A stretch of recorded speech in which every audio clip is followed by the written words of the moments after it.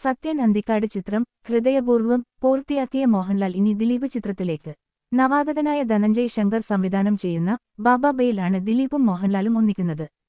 ദിലീപ്, വിനീത് ശ്രീനിവാസൻ, ധ്യാൻ ശ്രീനിവാസൻ എന്നിവരാണ് ചിത്രത്തിൽ പ്രധാന വേഷങ്ങളിലെത്തുന്നത്. മോഹൻലാലിന്റേത് കാമിയോ റോൾ ആയിരിക്കും. മോഹൻലാൽ ഭാഗമാകുന്ന സീനുകൾ മാത്രമാണ് ഇനി ചിത്രീകരിക്കാനുള്ളത്. ഇതിൽ മോഹൻലാൽ ദിലീപ് കോമ്പിനേഷൻ സീനുകളുമുണ്ട്. കാമിയോ റോൾ ആണെങ്കിലും മോഹൻലാലിന്റേത് നിർണായക കഥാപാത്രമാണ്. ബാബാബയ്ക്ക് രണ്ടാം ഭാഗം ഉണ്ടാകും. രണ്ടാം ഭാഗത്തിൽ മോഹൻലാലിന്റേത് സുപ്രധാന റോൾ ആയിരിക്കുമെന്നും റിപ്പോർട്ടുകളുണ്ട്. നേരത്തെ സുരേഷ് ഗോപിയായിരിക്കും കാമിയോ റോളിൽ എത്തുകയെന്ന റിപ്പോർട്ടുകളുണ്ടായിരുന്നു. എന്നാൽ ചില വ്യക്തിപരമായ തിരക്കുകളെ തുടർന്ന് സുരേഷ് ഗോപി പിന്മാറി. അതിനുശേഷം ലാലിലേക്ക് എത്തിയത് 2011-ൽ പുറത്തിറങ്ങിയ ക്രിസ്ത്യൻ ബ്രദേഴ്സ്, ചൈനാഡൗൺ എന്നിവയാണ്. മോഹൻലാലും ദിലീപും ഒന്നിച്ച അവസാന ചിത്രങ്ങൾ. 14 വർഷങ്ങൾക്കുശേഷം ഹിറ്റ് കൂട്ടുകെട്ട് വീണ്ടും ഒന്നിക്കുന്നതിന്റെ ത്രില്ലിലാണ് ഇരു താരങ്ങളുടെയും ആരാധകർ.